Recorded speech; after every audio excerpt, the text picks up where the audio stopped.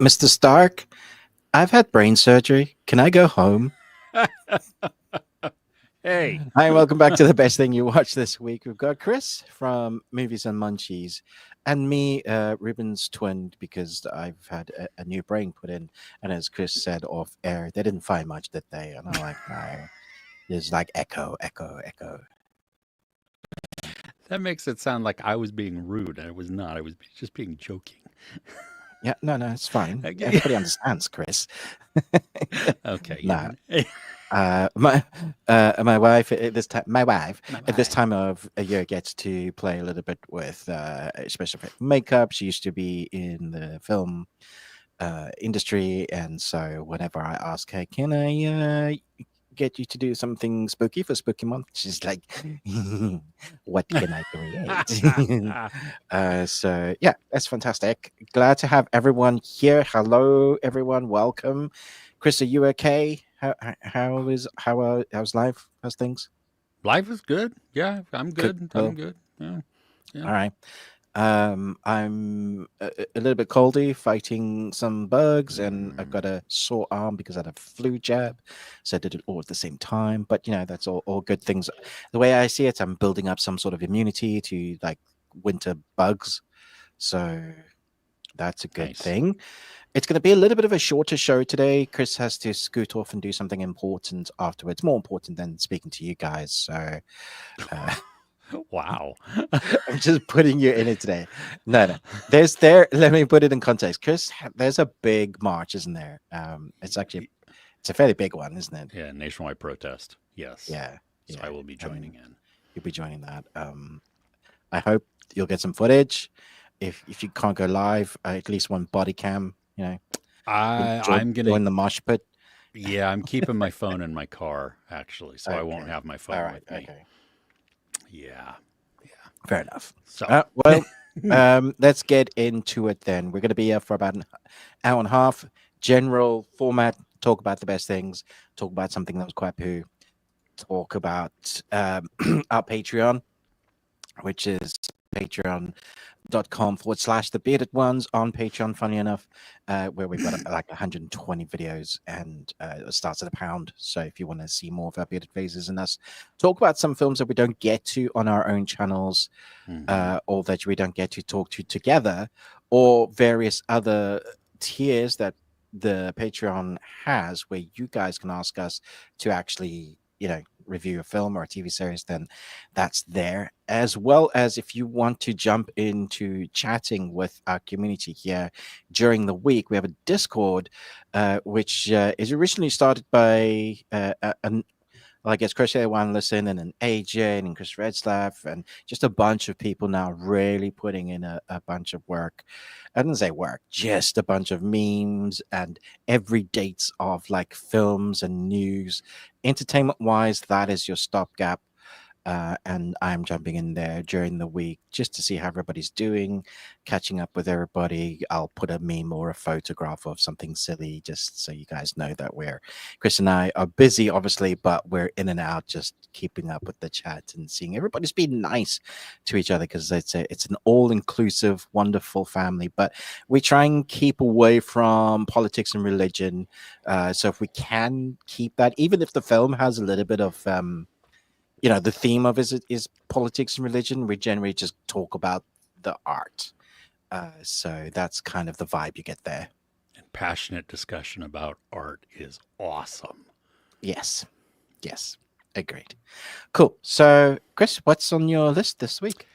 Oh, okay. Let's see here. Let me write down a time code just so that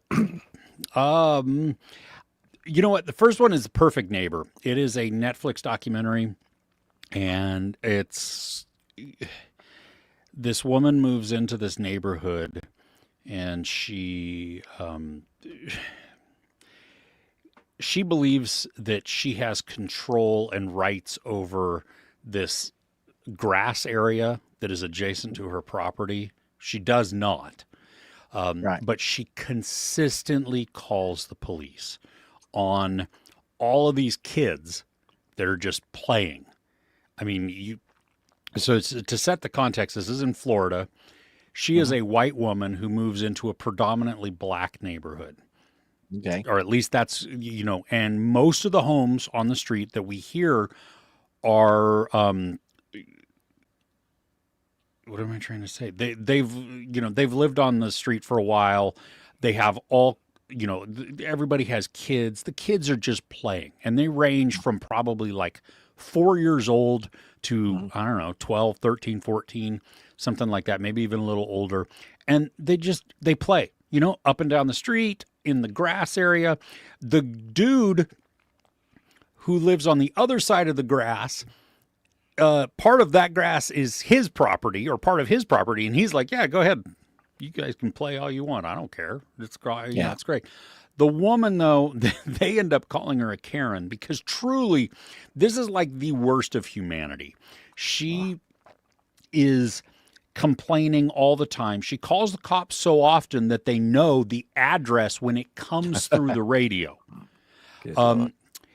Now, the interesting thing about this documentary is that it is put together.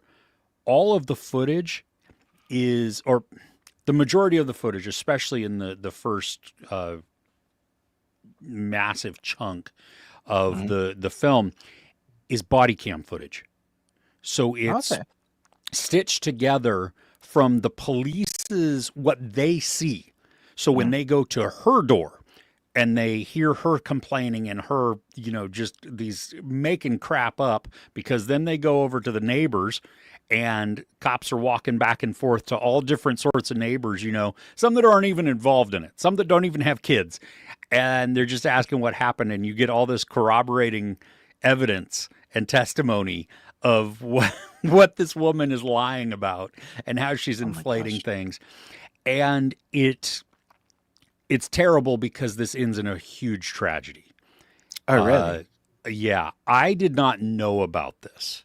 Okay. I didn't. And so I went into this just like, oh, well, this is, I mean, I'm sure it's not going to end well. You can feel that it's not going to end well. It made me cry. Wow. And then it made me mad. I mean, like, well, I was mad all the way through, but it really, I mean, I was shocked at the emotion that it hit. It is not an easy watch by any means. It's privilege. It's inherent like racism, like, and I feel comfortable saying that about this white woman because you get to see mannerisms and facial expressions that she does while talking about the neighbors or being reprimanded by the police about what she was doing, even when it comes down to her consequences of her actions towards the end of the film. Oof. It is...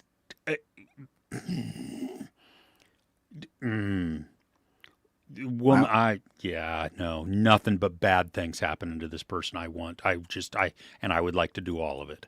Okay. So it's good, but it's a heavy watch. It is going to devastate you. And that's the thing that, it's brilliantly put together.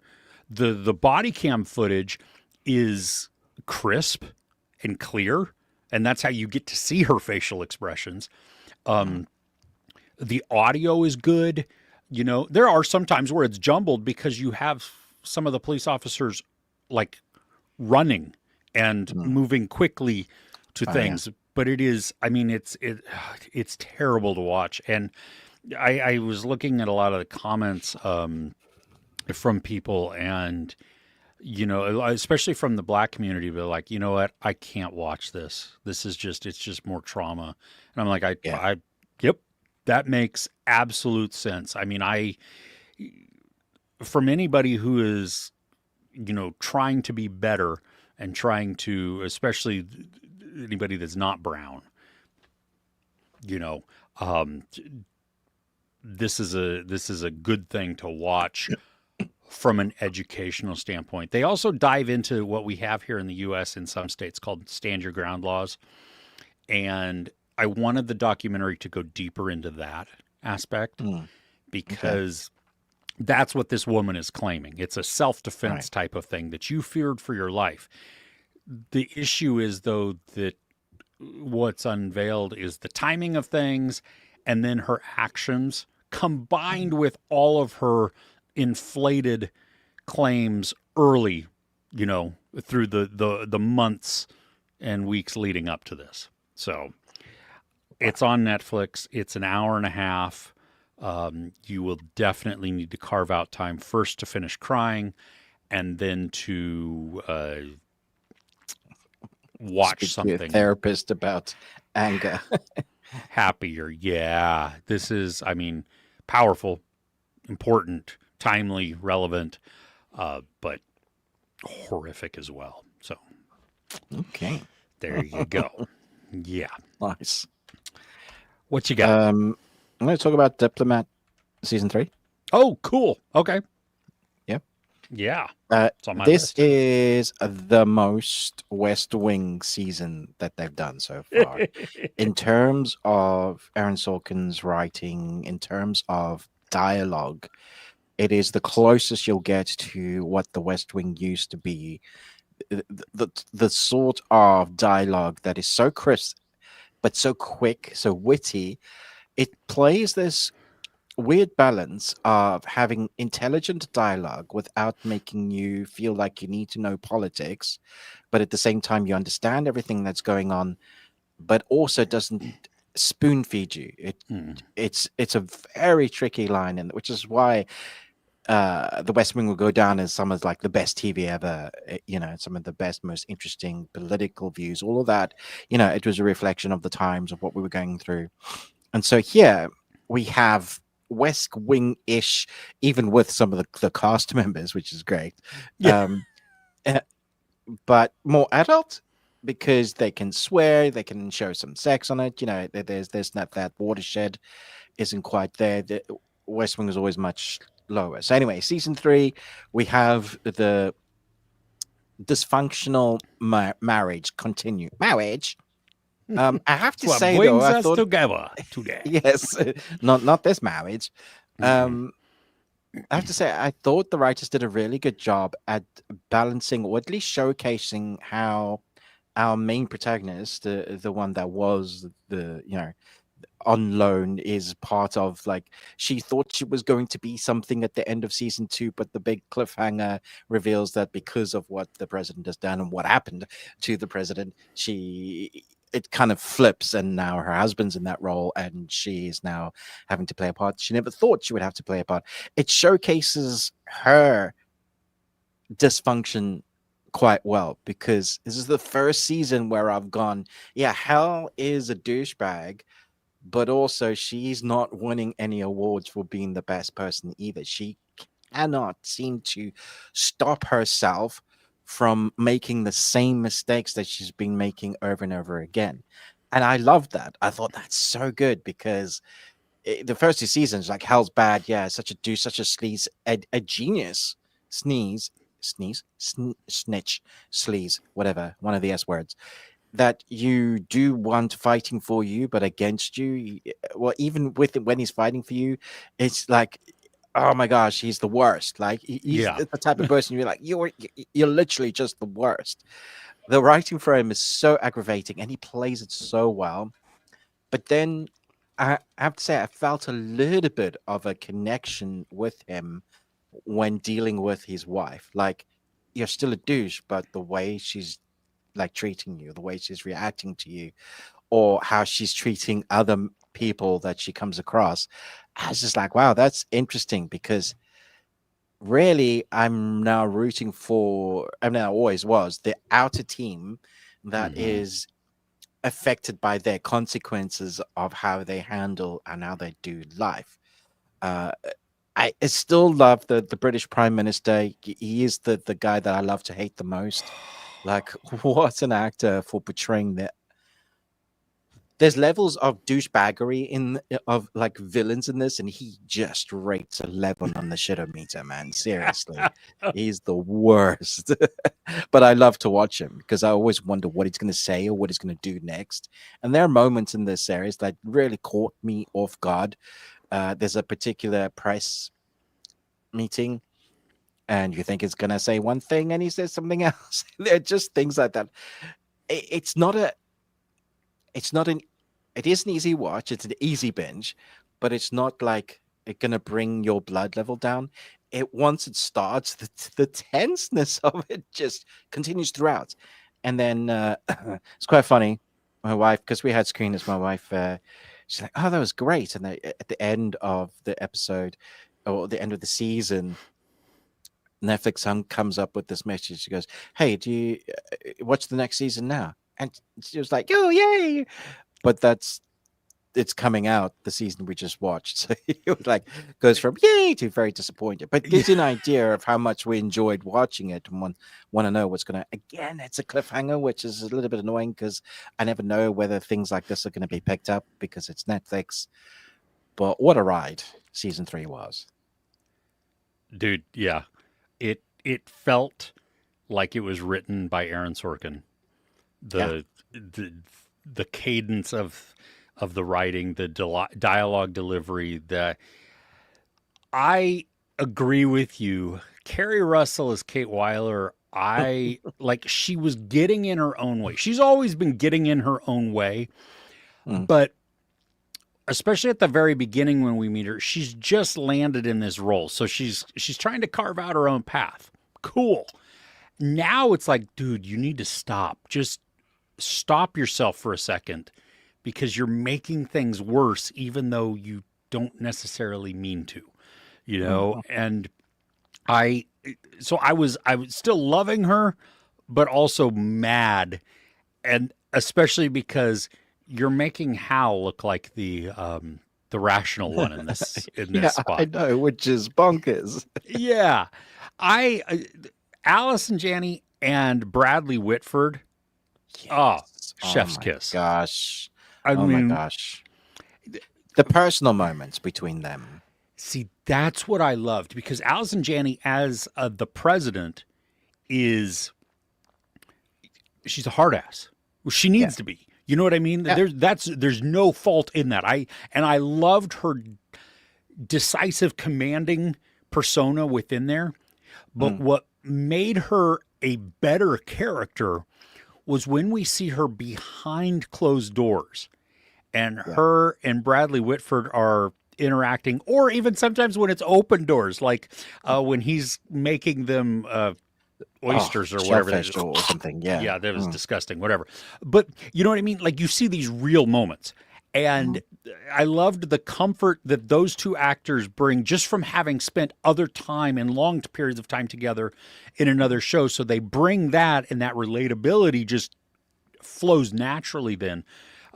But yeah, when in the moments behind the closed doors, Allison Janney becomes such more of a rich character because now we get to see the nuance. You know, we see like we have with Kate, with Hal, all these others, because we've gotten to see them not only in their public persona and in their job, but then when they close the doors and they're yelling at each other and working through things, you know, and then come to some kind of weird conclusion.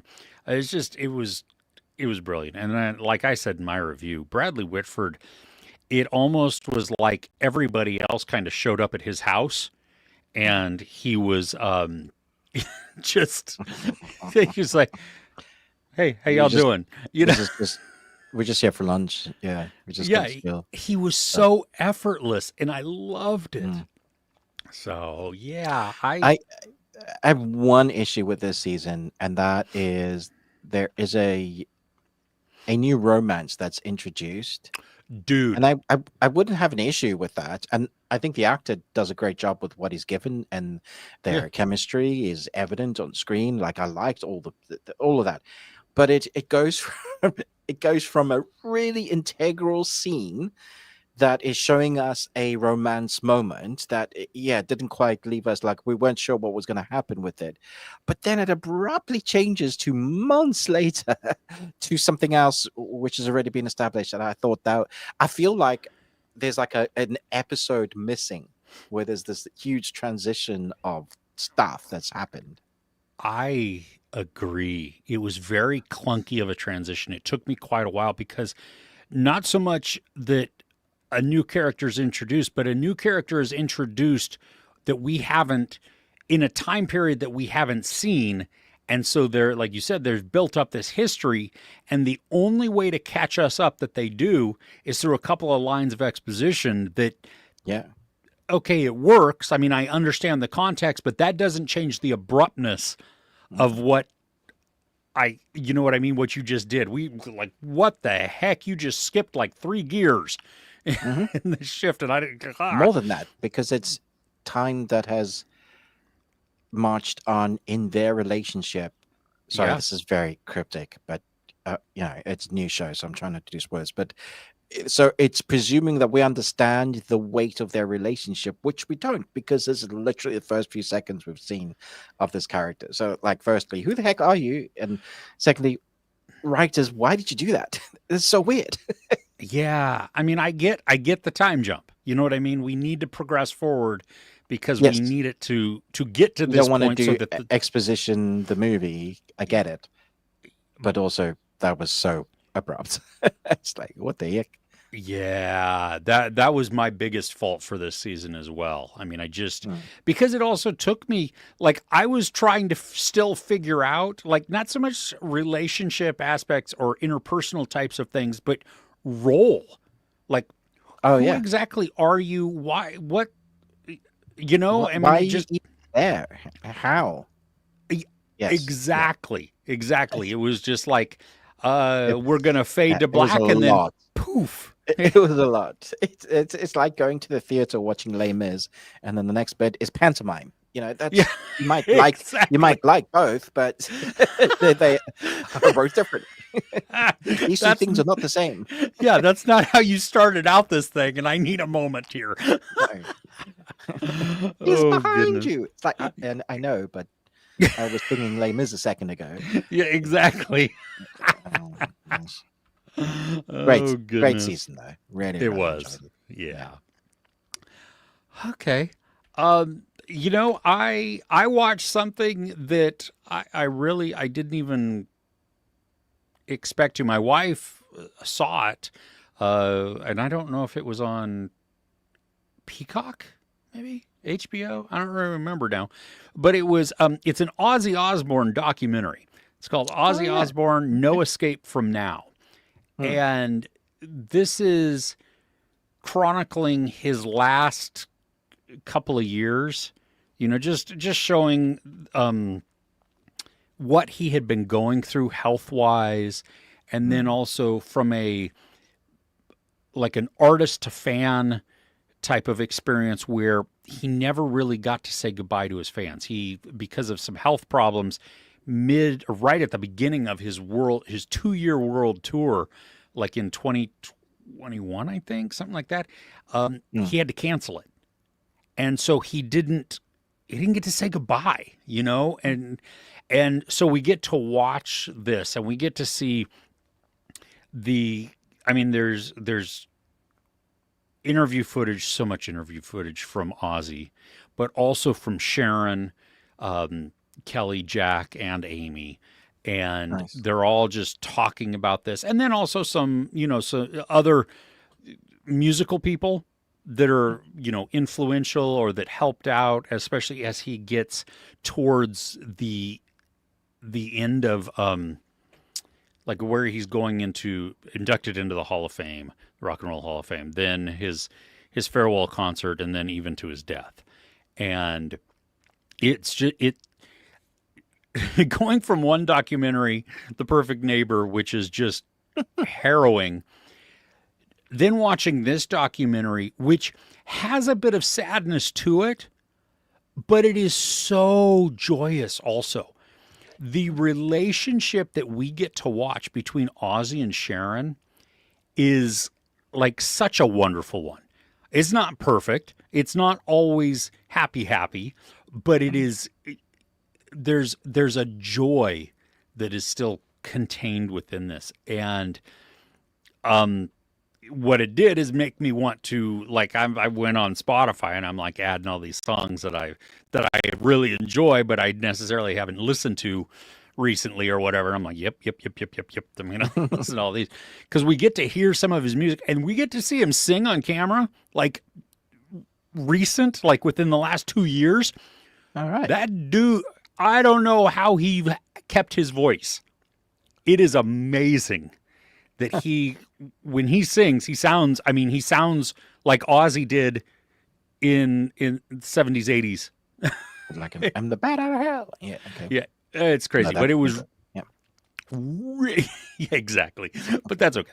It really good, really worth watching. You don't even have to be an Ozzy fan. I was gonna say I don't really know many Ozzy songs. I mean, I probably if they came on and you told me that was an Ozzy song, I'd be like, oh, cool.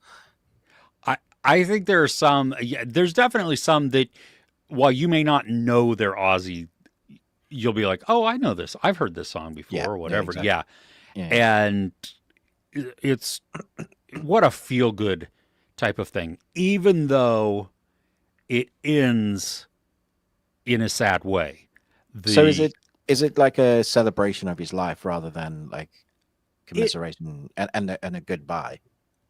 No, it's not a goodbye. It's more of a capturing the moments type of thing. It's really Right. telling a story of how he is in a decline. He's sick. We also get to hear like some of the terrible things that he went through, like of just his like recovery, how doctors screwed up a diagnosis, different things. Yeah, always.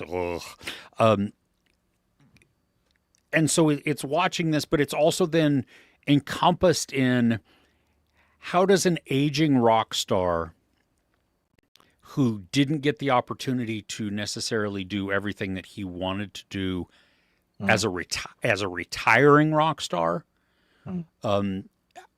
how does he make that happen? And it goes into some of his psychological well-being, and then what other musicians and how relationships in that played out to either lift him up, give him more creativity, whatever. I mean, it's just the whole thing is. It's not meant as a retrospective or like VH1 This Is Your Life type of thing. All right. Yeah. This is a behind the music type thing. This is very much a moment in time that also serves as a highlight of legacy, a reminding of what he has done, and then also catching you up and watching him say goodbye to his fans at a final concert. And it is it's awesome. The dude is so funny. Thank goodness for subtitles, because sometimes he is he's tough to hear, he's, and not so much because of any health issues he's had. He just mumbles a lot. It's and then he's him. Yeah, exactly. But I tell you what, this is like highlight. Like, go watch this. Oh wow. Okay. Be happy. You know what I mean? It is. Yeah. It's something that will put a smile on your face, because he's unabashedly silly, which is even better because you hear all of these things, and during the satanic panic in the US and all that, you know what I mean? He's just demonized, and he embraces that look for showmanship. But but it's like, you know what? I would trust him with my kids, because you're just I mean, you're slightly dysfunctional, but I don't think you're any more dysfunctional than I am. You know what I mean? You're just differently dysfunctional. That's all that is. And so I would, put this on your watch list. I want to say it's on Peacock. But yeah, it is absolutely worth the watch. Nice. Yeah. Sounds like a nice surprise. Yeah.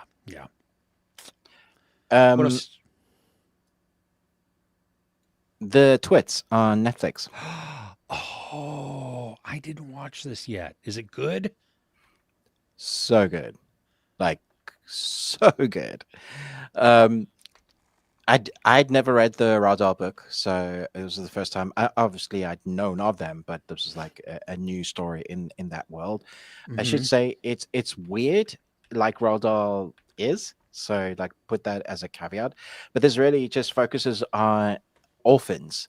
It's the story of an orphan trying to be adopted, and it seems like he can't be. And then you have this young orphan who's like 12 years old, and she has this misconception that her mom and dad are going to come back for her one day. You see that story a lot, and you're just sad because she believes that she was left for whatever reason, but that one day they'll come back. And then in the other part of the city, you have this husband and wife that have a very dysfunctional relationship. Like they hate each other and they Oh. love to hate each other, Oh, and wow. that's how they love each other. And in their house that has like 24 stories, it's like the TARDIS. It's way bigger on the inside and it's got crazy contraptions. Think something like the Monster House. Like it just grows, something out of Tim Burton's nightmares. And so they've created this Wonderland. What do they call it? Twitlandia? Someone in the comments will. It's like a name for a park to go to with rides, but the Ferris wheel is made out of portaloos, and it's just like it's bizarre imagination, but wonderful. And because this doesn't quite work out the way they wanted to, they end up clashing with the orphans. There is a magical element into this, but I'm not going to say much about it. I actually didn't watch a trailer for this, so because I didn't watch a trailer for this, I'm not going to tell you about the magical element because it's so much fun to discover, like the weirdness. It's really weird, but it has a lot of heart in it. So what my son said, he said, well, that was very odd. He said, but it was so touching. And I said, that's exactly how I explain this. I felt that I didn't feel the time. Like I blinked and the film was over, but I was loving the characters. It's the sort of film that as the credits roll, you still sit there and like think about the message of the film, the themes that they were tackling. And then you kind of go, I really want to watch it again because it's a world that's so detailed. Did you know you're missing stuff out in the background? It feels stop motion, but it's not. It has a really unique animation style, similar to looking to like Box Trolls, which I think might have been stop motion, but it has that look about it. Like it's stuttering or skipping frames. Yeah, like almost. stuttering, skipping. Yeah, not quite what they do in Spider-Man, but it's definitely unique character designs, which I think works for the Tim Burton-esque nature of it. And then obviously the score and all of that voice work, casting. I think you'll love the characters, whether they're good or bad. Just, yeah, definitely put this on your watch list. It's fun. Yeah. I should have watched this other than because I watched Good News on Netflix. Oh yeah, yeah. Which did you end up watching this? Did you see this? It's it's really hard to tell if it's just using some truth at some point and then making a dramatization about it, if it's completely made up, or if a lot of it's real and they're just wrapping it around a dramatization. But because it happens in like behind stuff with spies and everything else, like even at the very beginning, they're like, this is based on some truth, but names, places, dates, situations have been changed. So is it really true anymore? I mean, it says something like that. So it's billed as a thriller. What this is it's taking place in the late 70s, maybe early 80s, when you have heightened tensions between North Korea, South Korea, Japan, the United States, kind of. And what we have is some Japanese defectors who are supposedly part of the Red Army, which is a communist party. They're trying to defect to North Korea, but they want to make a political statement also, so they hijack a plane that's coming from Japan. And then the story is you have an air traffic controller who has to hijack the signal and pretend to direct them to North Korea, even though they're landing in South Korea. Okay. It's very complicated. There's a lot. It's overly long. The movie is overly long. It's like 2.5 hours. The thing I think that's going to be weirdly difficult for people, which it was very difficult for me to like figure out, is that you're dealing with some very serious topics. We have characters that I'm enjoying. The tenor of the movie is supposed to be like kind of weighty, kind of serious, and yet there is a whimsy to it that makes it feel Wes Anderson. Oh, The clashing tones are just there's like some, it's not silliness. It really is like it's a conflicting emotion. And what got me though was the story is interesting. It's the presentation and then the length. Like we see repeated things. We see things that just like we cut back and forth between scenes that would be much like a Wes Anderson film, even like an Edgar Wright film, you know, and none of this is bad, but when put all together in this context, it just didn't work. And so was this on your poo? Yeah. I mean, I was deciding, I mean, because it's not horrible. This is not poo. This is just kind of like, I wouldn't watch it. Okay. Especially because it's really long. But Yeah. Anyway, it's one of these whimsical ones. Like, I wish I would have watched the Twits because that sounds amazing. Yeah, that's great. Yeah. The warring couple, are they the ones with like the really weird hair? I only saw like an image or a poster of it, and so okay. If they look like people, yeah. They look like people. They just looked like they came out of Jumanji almost. Yeah, that's them. Yeah. Okay. Yeah. Oh, well, I need to watch this. That will be a very happy thing. But just quickly, I'll cover another two. Death Watch, Splinter Cell, is great for the action in the animation. So it gives you all the goggle glory assassinations with Liv Schreiber as the voice of Sam Fisher. I actually thought that Michael Ironside was dead because I Googled Michael Ironside and it said he was dead. This was AI. My mistake. He's very much alive. He just had battled a bunch of like really bad things like cancers and stuff and seems to have won. So that's great. But sorry for everybody that watched my review and like, yeah, Michael Ironside's dead. So now we have a new voice actor. So I don't know why perhaps his voice is struggling because of the cancer, which is why he's not back as Sam Fisher. If you're a fan of the games of Splinter Cell, then I feel like this plays enough nods. Like it will remind you of everything that you loved about the games.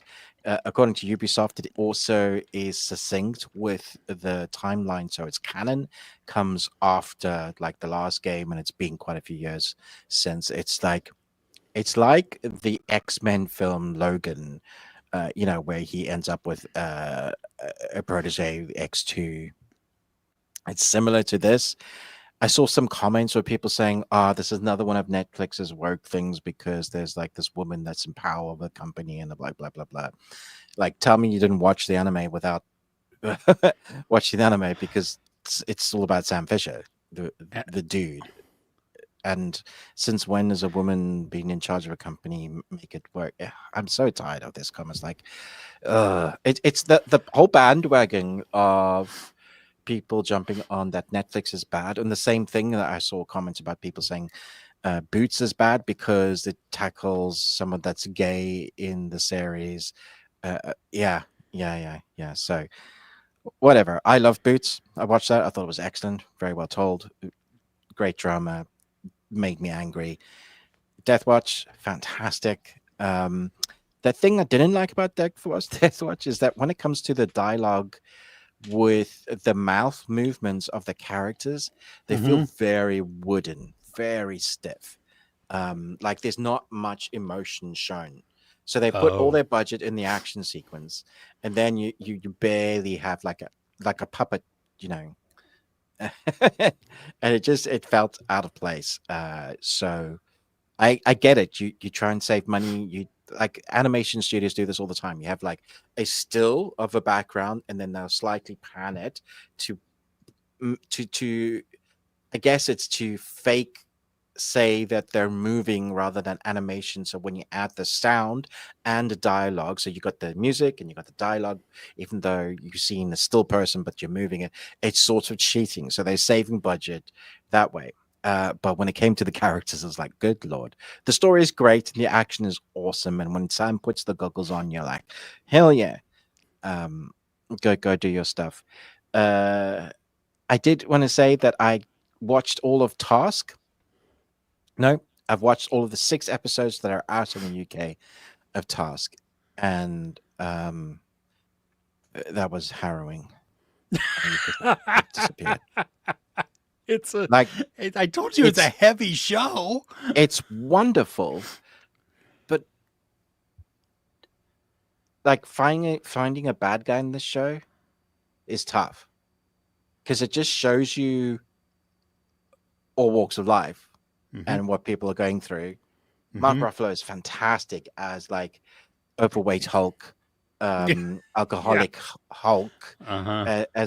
and a family that's dealing with something horrific in his own right in his personal life, Yep. then gets put on this task, and he shouldn't really be part of this team. And then they're dysfunctional, his team as well. um, and then we get shown the other people's lives that this task that have set to investigate because of what they're up to. And like the thing is, I really like them. Like I really liked the so-called bad guys. There is a biker gang in this, which okay, so those are like easy to dislike. Yeah, there are bad Yeah, guys in this. yeah, But there are like proper bad guys. But you know how it's going to end, but you don't want it to end that way. I actually don't know what's going to happen in the last episode.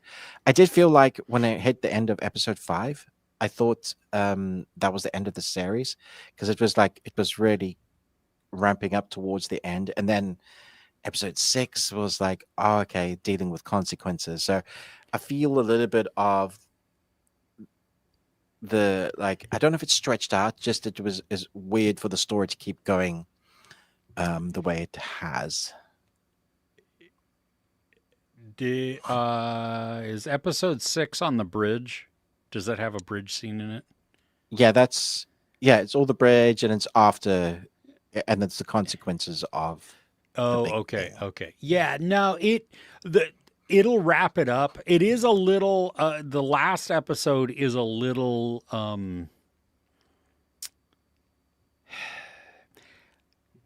well, no, I appreciated the way it ended. Okay, cool. Well, y- we're y- gonna watch that. I've just the acting fantastic, like just all across the board, fantastic. Filmmaking phenomenal. It is patiently slow, but not in a boring way. It's just it has this melancholy, but also this tenseness that you know things are building up. You don't want characters to cross paths with other characters. There's a scene where a kid is in a shed with some chickens, and I was terrified.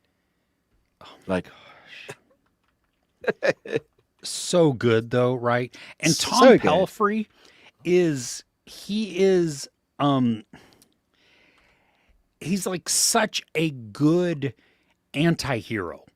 Yeah. And you're Yeah. like, dude, you I need you to get out of your own way type of thing. Yeah. Do better, man. Come on. Yeah. Yeah. Yeah. It reminded me a lot of Sons of Anarchy, actually. That sort of drama, great acting, great. Yeah, just all around greatness. Okay. Yeah. I haven't seen that, so I never watched the show. But Has that sort of tone. It's it's a little different, but it covers yeah. a lot of the same ground as well. So yeah. Okay.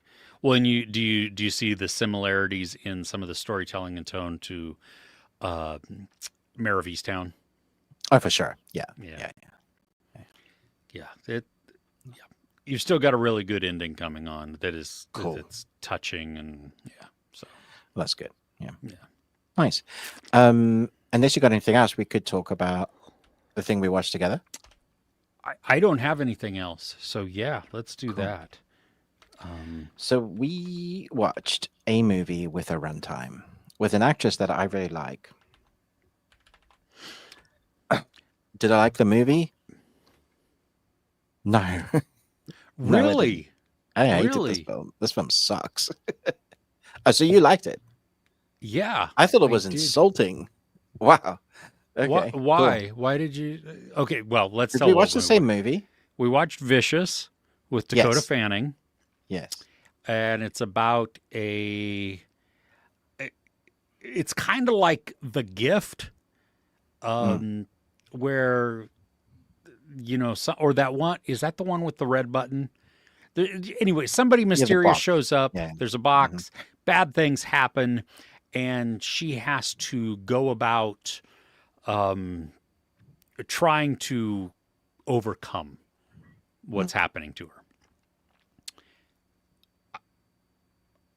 It's not a perfect movie. There are some things that I needed information on. Right. But what didn't you like about it? In the world where we have Smile 1 and 2, where your protagonist is an unreliable narrator the whole way through, the film kept trying to get me to believe certain things were happening, and I just didn't buy it whenever those are happening. And then it tried to get me to be scared with a lot of jump scares. And so those things in combination with not actually telling us what was going on, it just felt like it was force feeding me in a direction. It wanted me to believe something, but I never really did. Whereas Smile laid out the law a lot, explained stuff was going on, but kept me guessing as well. So I thought visually some of the things were really interesting, but I've seen them all done before and way better. I wanted them to deal more, or at least give me an understanding of what's going. You don't always need, that sounds so stupid, because you don't always need to have it explained to you. But there are some films where the law is really integral to the storytelling.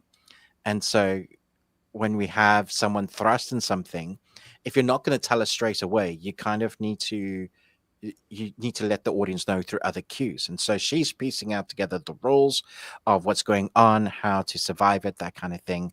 But I could never trust any of it. So yeah, I was more annoyed at it than, visually, I thought it was well put together. The acting was good, all of that. But when I came away from it, I was just like, oh man. Yeah. My biggest issue, I think, with it is there are interactions and conversations and tones within conversations with Dakota Fanning that feel like we have missed out on some kind of background. Like her family has these dialogue exchanges with her, and you're like, I don't really understand what's going. You know what I mean? Like, why is there hostility or disdain or whatever? So that was a very lacking part for me. And I agree, like the lore, why or what is this type of thing? It could have been bothersome. What I loved though about, did you hear that? Did you hear that motorcycle? Yeah. Good Yeah, Lord. I did. Yeah. About some of the ambiguity and the obscurity of this is that there's a futility then in it that is dreadful, because not to give it away. There are unavoidable things that are going to happen, but can you actually stop them or not? And once completed, does that stop everything, or does it just keep going? And so that malevolence that's there in Mm. that part of it, I really enjoyed, because it's that portion of it reminded me more of a cosmic thriller type of vibe. Okay. You Yeah. know, this is not a cosmic thriller, cosmic horror by any means. Don't It hear me could say be. that. We don't know. Well, now we don't have any of the old world, that we see, because you typically you get to see that. But There's a that's what little I bit mean. It doesn't tell you anything. It just is. yeah, and I'm But kind of you're okay okay with with that. that. Yeah. Okay. Yeah. That part didn't bother me nearly as much. It was more so the relationship of the family and the lack of character development that were just thrust in. Like, Mm.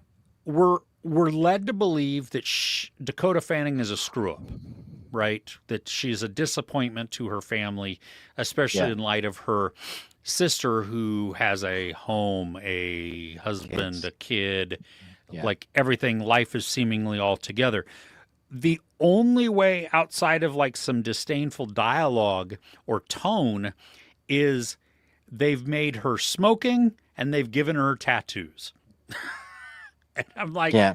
really? That's I actually thought they were playing on, well, trying to tell us that she might have some sort of special needs, and which is why, like, she has this phone call with her mother that is very not pushy, but like it's the way you would care for someone that needs their hand held with everything, just in case they make the wrong thing. So she's prepping for an interview, and like, did you forget you're going to this thing? You got to do this. And it's like, I know, mom. And it's like she's fully an adult, but the mom's treating her like very much like a 12-year-old. Yeah.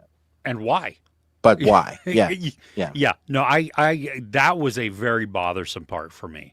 I mean, that, like, so was this a spectacular horror thriller? No. No.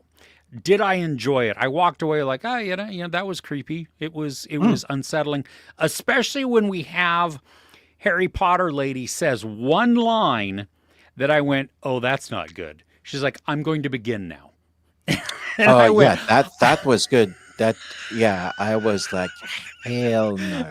that's exactly. I was like, "What?" Get out. I'm sorry, you have to leave.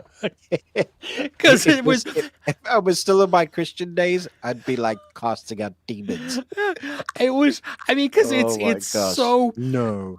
it's so vague and threatening all at once. Yeah, it's scary coming from an old woman as well. That's just like so innocent. Yeah. I'm like, Yeah. even, yeah. Yeah. What I I wish got- I hadn't seen that bit in the trailer. Oh, see, I didn't watch the trailer, so that's good. Mm. Okay, I didn't. Okay. That sucks that they showed that in there, because it was, especially in context, because while I have seen her in several other things, the image that always comes first is in Deathly Hallows Part 1. Is Yeah. that the But she's in the tunnel. Which in the tunnel? Yeah. She meets Potter. Yeah. And Don't put your she's- wand away. Yeah. Yeah, she's very nice, and she's even a little snarky. You know what I mean? Yeah, like she is, yeah. like you'd be a fun grandma, and then to see her in this, you're like, that's not right. It's not. Yeah. I've just seen the reviews on Rotten Tomatoes for this. It's probably not good. No. Yeah, I'm sure. Yeah, that's okay. Anyway, that's okay. I enjoyed it. Yeah. I mean, I'm not mad I watched it, but I was like, there are better versions of this movie, if that makes sense. It does make sense. I well, even, you know what, this is an aside, but so I saw Black Phone 2 this week. Oh yeah. I had fun with it. I don't Okay. think it's as good as number one, now that I've Yeah. had time to really chew on it. Mhm. It's very much a third entry in a film. The franchise, like we thought it was going to be. Oh really? Okay. Yeah. So the trailer, unfortunately, Shows that. shows that. But last night, my wife and I watched Sinister, another Scott Derrickson film that was written by Scott Derrickson and C. Robert Cargill, starring Ethan Hawke. So, Yeah. like at least the third time or the third time they've teamed up together in Cargill's this way. such a great writer, though. Yeah. Yeah, he is. Yeah. So my wife and I were talking. I think I've only seen Sinister one other time before. So Oh, really? Okay. I didn't remember the end of the movie. I legitimately thought it was somebody else. And like I remembered bits and pieces of it, but not the outcome. And so, which was great. And so it had me thinking, like, you can see, especially after watching these two so closely together, you can see so many similarities in Black Phone 2 that were used in Sinister. The influence. Yeah. Yeah. I mean, the grainy film footage type of thing, which I liked in Black Phone 2 because I think it helps separate the worlds from what is one perception and what's reality, you know, or at least everybody else is experiencing. So it was, yeah, but it's, I don't know where I was going with that. I don't know either. You were, because you just seen it. You were comparing the two. Yeah, I mean, yeah. Well, I think maybe like I'm not. It's not a terrible movie. It's just not. I don't think like the farther away from I get. Okay. Yeah, Black Phone 2. I'm just kind of like, it was okay. Okay. You know, so I mean, I think VOD is going to be the better way to go. Cool. Yeah. Or even streaming. Right. So yeah. Cool. You want to hit up the chat? Yeah. Yes, because I have. Let chat know that we have half an hour. So if you really want your comment, just hit up the super chat or something. But for now, we'll get through as many as we can. Yes. Okay. So we got Crochet Wow and Listen is here. Good morning. Power Plant is also here. Yeah, so much content, so little time. Yes, absolutely. Amy's here also. Oh, it's raining. That's nice. Nice. This is only the penitent man shall pass. Chose poorly. Yes, exactly. Elijah's here. Good to see you too. Okay, Crochet Wow and Listen. Yep, Diplomat season 3. Oh, 4.5 out of 5. Nice. Yeah. Okay. Power Plant watched Chad Powers episodes 3 and 4. I liked 1 and 2. My wife did not like it too much. I'm not sure. Like, have you watched this at all? It's Glenn Powell playing I've football. had no. Yeah, I don't. It's football and. Yeah, for me, it's the Chad Powers character that I'm digging. That's why you. Yeah. Okay. Yeah. I mean, I like his. Powell. Yeah, and it's not his football, like his character. It's his fake character that he's doing, Chad Powers. And is that it? I think Chad Powers. Yeah. Anyway, he's like the best version of somebody that you won't want, and you just want him to be that all the time. Okay. Not as an act, but change yourself. So. Stick is an odd comparison, just because their sports TV series is weird. Stick gets better as you go along with it, but that was the golf with Owen Wilson. I really like that because you see some proper character growth in that series. And a lot of characters start out of the place. You're just like, oh, you suck. I would never be friends with you. And at the end, you're like, huh, kind of grew up. A lot of people jumped on the bandwagon with Stick saying that it was all like female empowerment and woke media and all that stuff again. Yeah. Weird. But this could be also what with Chad Powers, because there's opportunity for monster size character growth and change. I hope that happens. Yeah. Amy started binge watching Diplomat. Nice. Yeah, 4.5 out of 5 coffee cups. Okay. Oh, and season 3. That's what you were watching. Okay, good to know. Nice. South Park season 27. Good gravy. Raunchiest season in a long time. Okay, yeah, I got tired of the shtick with Satan. Satine? Uh, Different. Huh. Okay, maybe one chuckle per episode. Wow. Okay. Okay. And then Killing Eve. Or is it Killing So it's Even? 4. Yeah, must be Killing Eve. Yeah. Must be Eve. Yeah. Yeah, because that was the last season, right? I haven't watched season 4. Yeah, that's the last So. season. Yeah. Okay. Next Generation, season 7. Ooh. Whoa. I've never seen Generations, the movie. I think that would be a fun one. It is. It's a good movie. Yeah, it's fun. Yeah. First Contact. Oh, that's the Star Trek movie also. First Contact. Yes. And Insurrection and Nemesis. And Nemesis. Yeah. So you're doing all the early Trek films. They seem to be decreasing in enjoyment, though. That's I do like First Contact, though. That's the Borg Queen. When we get Lucretius of Borg again, right? yes. Yeah. No, I don't know. Yes. Crochet think Wild that's lesson right. will have to tell you yes. Yeah. or no. It was my favorite Picard character because at one point he becomes a Borg, and it's Lucretius of Borg, and his character is really interesting seeing him battle with the memories of that later on, because he's this like inbuilt deep fear of the Borg because they're like terminators and relentless, and then he has those nightmares of like what he's done as a Borg. Yeah, it's really good, really good. Nice. Okay. Great writing. The Craft. Oh, Ruben and I watched The Craft. Yeah, we did. Yeah, when I was here. Dune Prophecy. Surprisingly holds up. Yeah, I enjoyed it. I mean, it's very 90s, but it worked.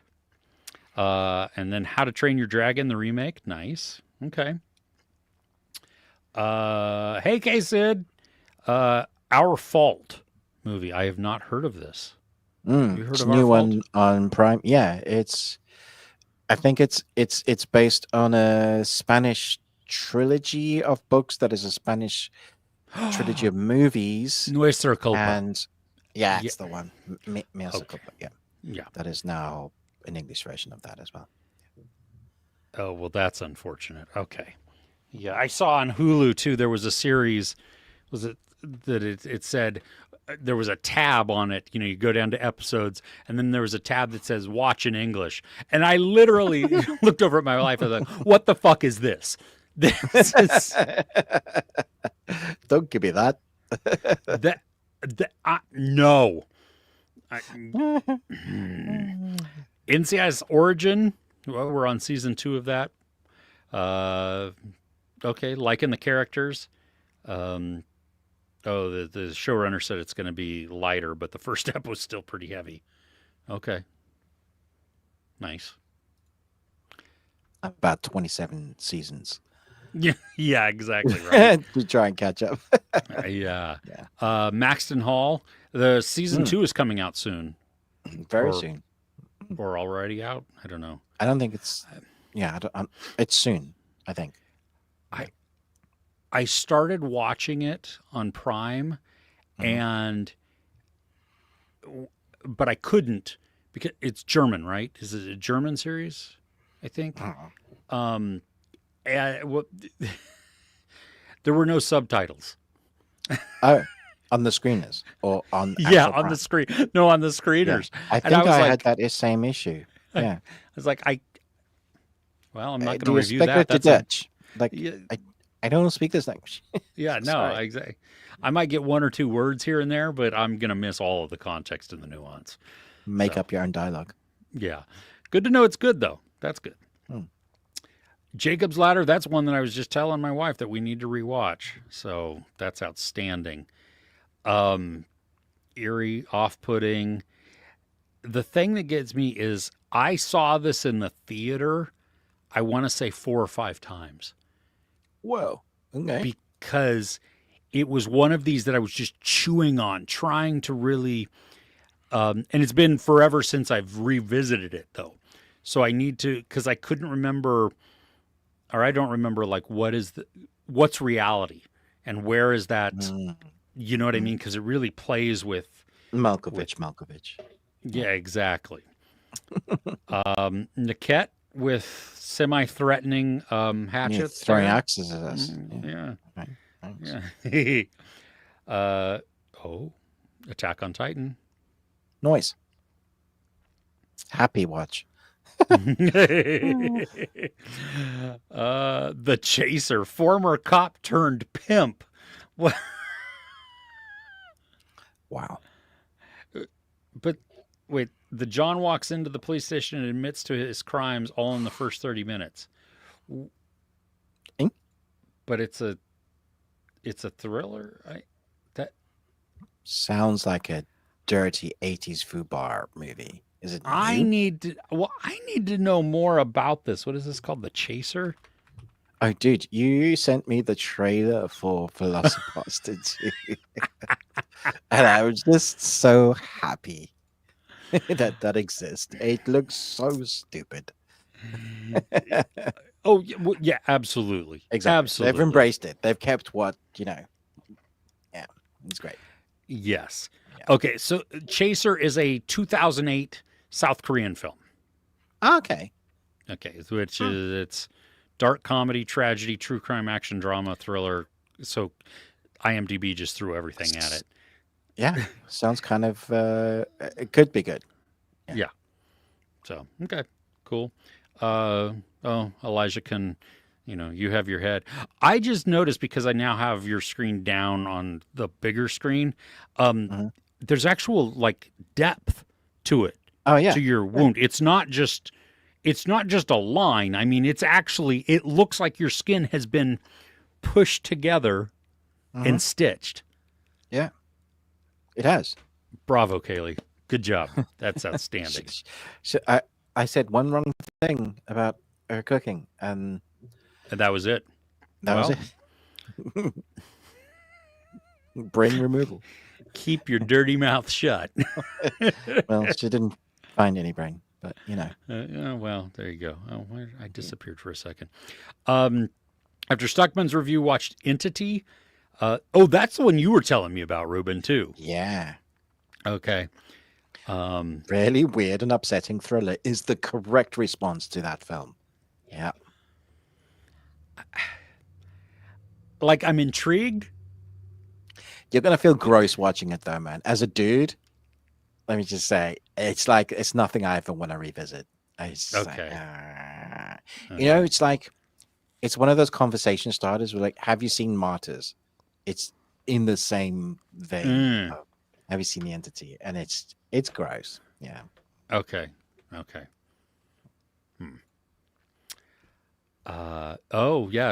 Talking about when I was talking about Ozzy. Yeah, for the week after he died. That's nice. Yeah, great.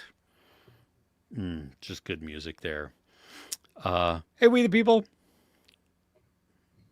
Enjoying the Cheetos. Let's see here. 3% on Netflix, seasons 1 through 4. Okay, so you binged the entire series. It's a Brazilian series. Got worse as it went along. Don't let the Brazilians hear you say that. Well, this is true. Some of the most vicious, passionate, yes, very, about being Brazilian and all things Brazilian. Yeah. Yes. Loved the concept, but they messed it up. Okay. Good to know. All right. Thanks for taking one for the team. Okay. Okay. So, Crazy Train, you'll know. Mama, I'm Coming Home. Going through changes. See you on the other side. No more tears. These may not even mean anything to you just versus sound like titles. Words you're saying. Yeah. Yeah. Yes. But don't mess with Chris. I don't know that song either. Roofman. Nice, Chris. That's it. Way more heart than I thought it was going to. Still not out yet, but Yeah. Are you kidding me? It's going to be on digital before it reaches your theaters. I think it's coming this week, but Okay. ugh. That's just insane. Oh, man. Weapons is coming to HBO. Wow. Ooh. Wow. Can't wait to force my wife to watch that one.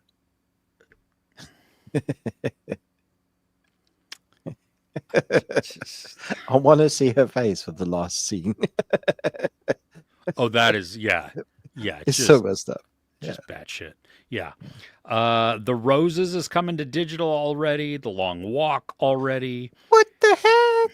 That's crazy. But, you know, I mean, we're shocked every time, and I don't think we should be anymore. We shouldn't. We're like, our questions should be like, when's it coming to digital? Are you going to release it at the same time now? Cinema and digital. Yes, you might as well at this point. You might as well do it. In fact, release it on digital before cinema. Yeah. Yeah. I mean, that's what they did with K-pop Demon Hunters, and it worked. Yeah. Yeah. It went to cinema because of it. Yeah, they showed it to us for free. Yeah.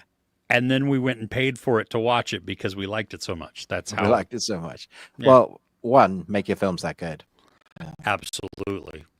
But saying that, I loved watching The Long Walk at the cinema. It was such an experience. Yeah. Agreed. No, I know they're heavy, but great. Yeah. Yeah. Blue Moon. I don't know what Blue Moon is, and I also don't know of the Legend of Rudy Mill. No, that's YouTube though. So, Thing with Feathers. I don't know either. Pets on a Train. Is that like the third part? Just Snakes on the Train. The Secret Life of Pets with Brad Pitt. I don't know. Oh, okay. Chainsaw Man is coming to IMAX. Yeah, that's cool. Yeah, so that's coming to the cinema. Yeah. Yeah, The Hand That Rocks the Cradle remake. Remake? Do we need a remake for that? I don't think so. No. Kraken? I don't know. And then Hedda. I don't know what Hedda is either. I don't know what that is either. Yeah. Deliver Me From Nowhere. I really want to see this. This is the Springsteen doc. Yes, with Timothée. Begonia. Yeah, I want to see that too. Which is the Yorgos Lanthimos. Oh, yes. Yeah, I have heard of that one. You have zero desire to see it, don't you? I've never seen that film. Yeah. Yeah. Regretting You. I'm going to see this week. Very conflicted. Knowing me. Okay, because it's the same author that did that that domestic abuse romanticizing with Blake Lively. That story. Oh yeah, that thing. Yeah. Why are you going to watch this? I like the cast. Okay. I'm going to give it benefit of the doubt that it's going to be okay, but I don't know. We'll see. Hal and Harper hits on Mubi. That's good. If you like Kardashians, they're coming back. How is that only season 7? Isn't that? I swear they're on like 29. Yeah, exactly. At least 7 spins off as well. Nobody wants this. I am so looking forward to this. I am excited for this. I love it. Surprised you haven't watched it already, to be honest. Because I try not to watch things too early because then I forget about them. You know what I mean? And Yeah, it makes sense. No Other Land. I don't know that one either. Stiller and Mira. Oh, Nothing Is Lost. That will probably be a very good I think it's a documentary. What's that about? It's, my guess is it's Jerry Stiller and his wife. Is it Kate Mira? Who are Ben Stiller's parents? Oh, but you would. Are they? Why would I care?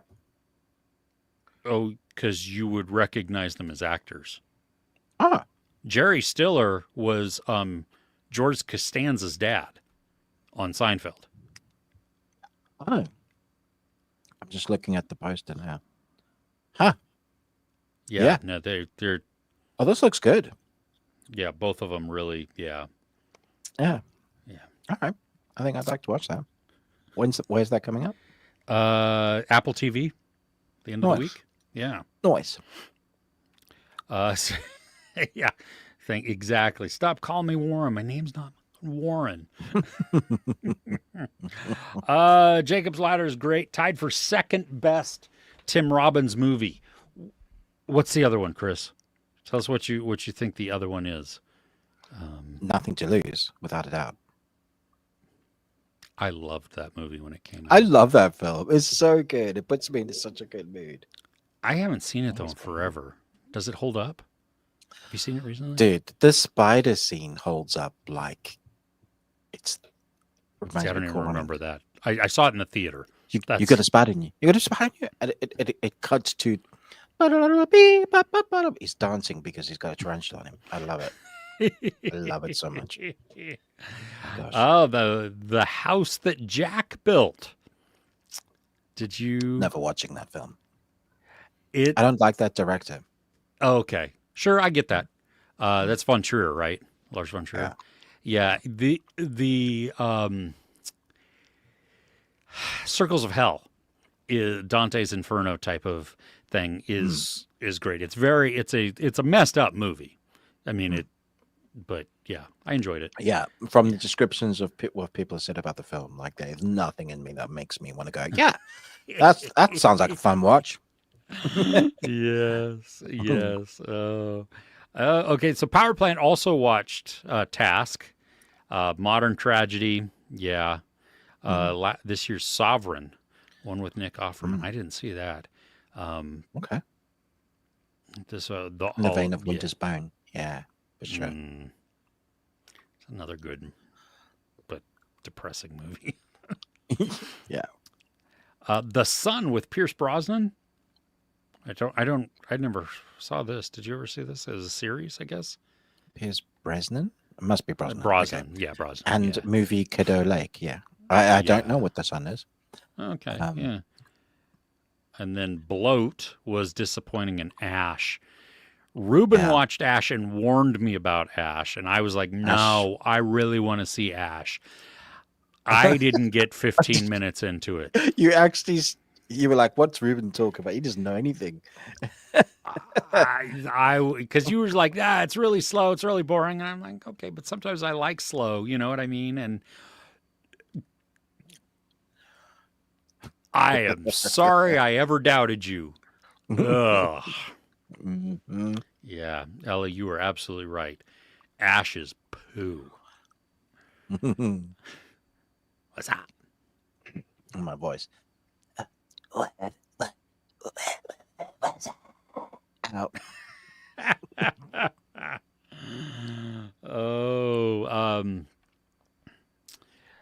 Tom Pelphrey has a ton of vocal fry, but it doesn't annoy you at all. The trembliness of his voice gives a lot of character.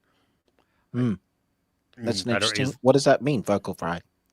Is that his natural voice, or is that how it just for the character? I don't know. Yeah, I don't know.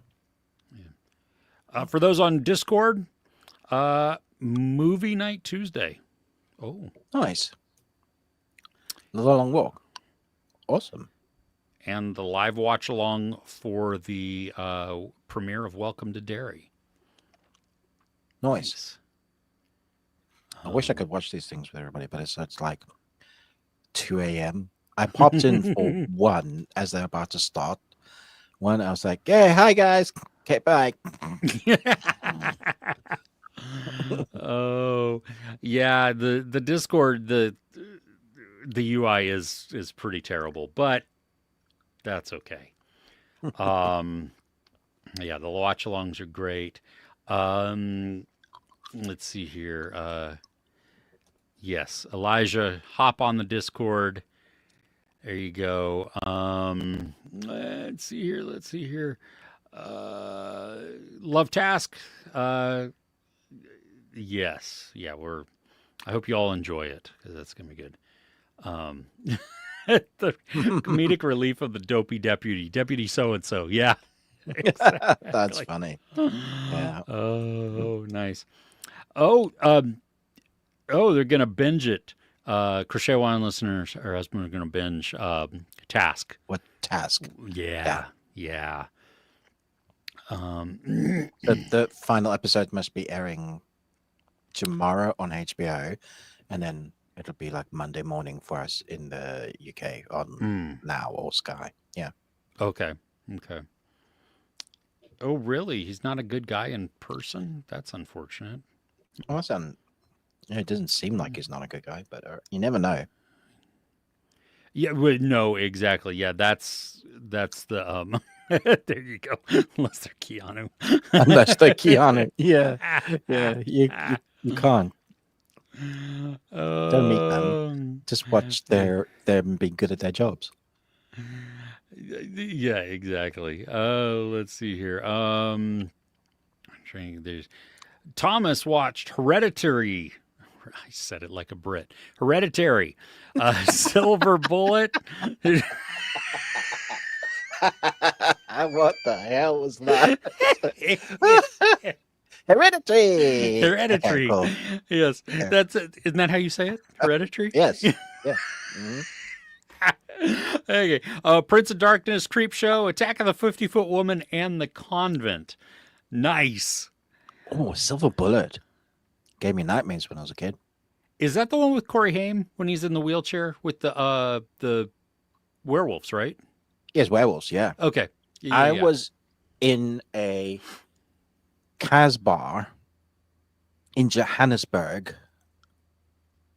Casbah, do you know that? I've heard Rock the Casbah. Okay. So it's like a cafe that's open really late. I was with my parents in a booth, like typical American diner booth, but they have TVs everywhere.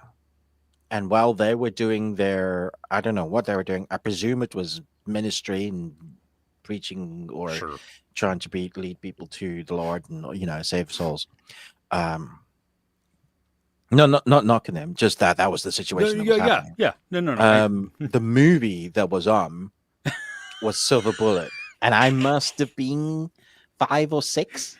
Oh, the contrast of that also, though, I just love. Yeah. And it took me years to figure out which film it was until I rewatched it and found the particular scene that had embedded itself as a core memory, like inside out. Put this one under terror. Yeah. Oh goodness! Oh my gosh! Oh wow! Oh hey AJ, see you. Yep, I could. Yeah, definitely. It really could have been. NCIS's season 23 comes out or just came out this week. Oh, there you go. I was sort of joking, but not. Twinless. I've heard this is good. So me too. Yeah. Oh yeah, it's the Dylan O'Brien one. Yeah. Yeah. Locked from 2025. 7 out of 10. I don't know that one is. Yeah.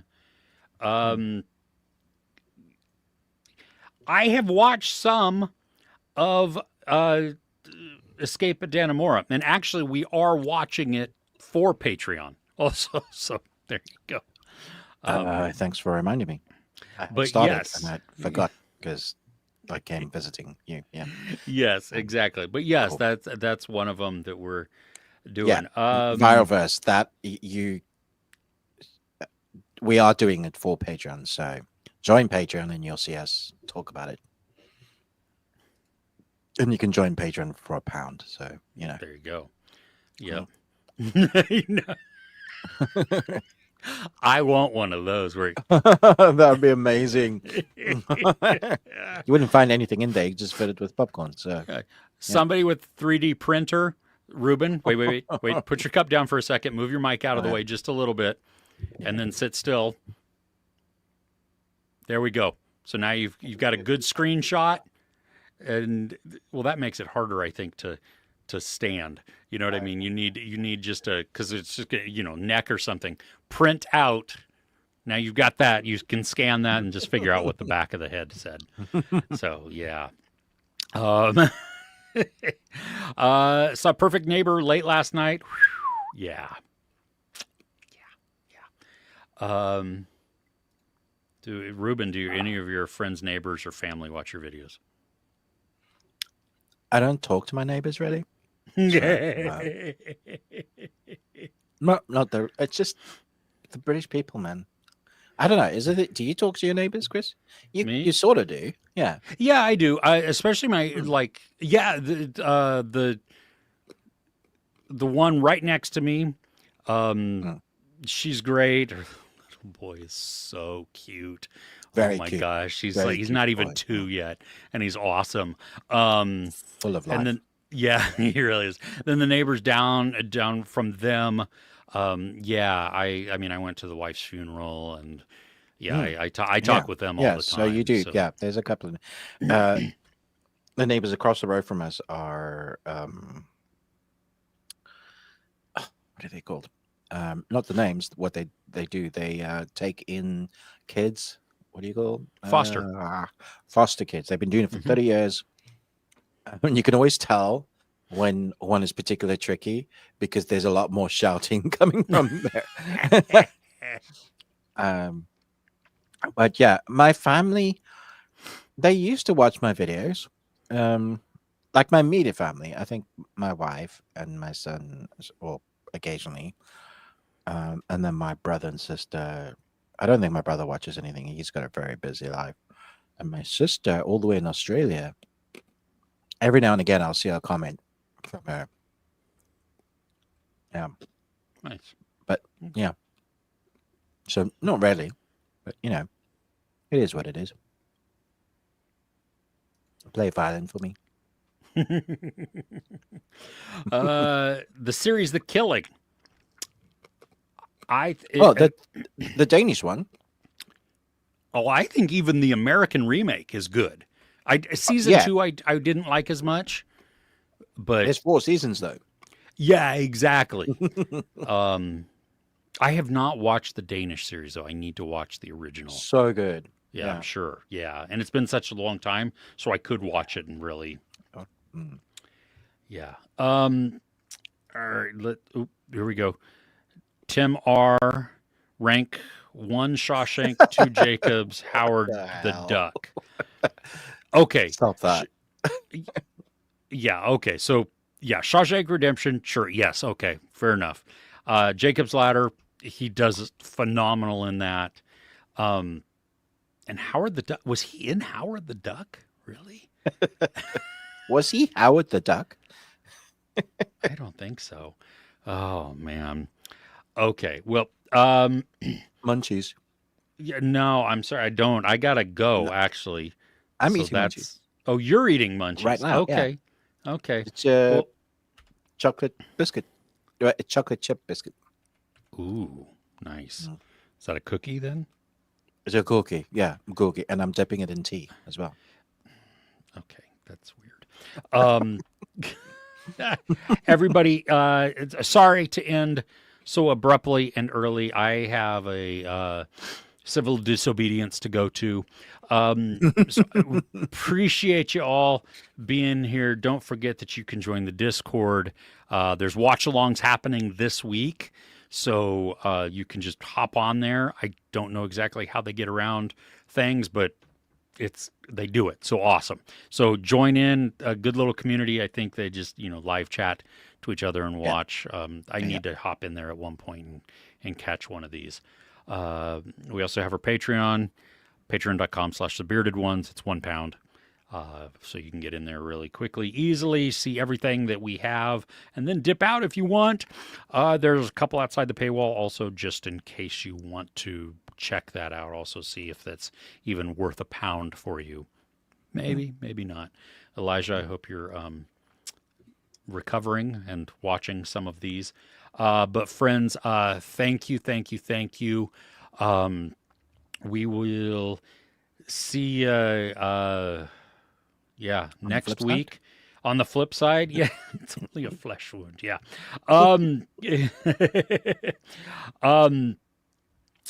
Thank you again. We will. I'm talking as I'm trying to find the outro video. That's a great screenshot. That everybody. That's a 3D print right there too. All right, friends. Hope you have a really, really great weekend. A really awesome week as well. And then we will see you next week for a full-on show. Cool. Okay. Bye, guys. Bye-bye.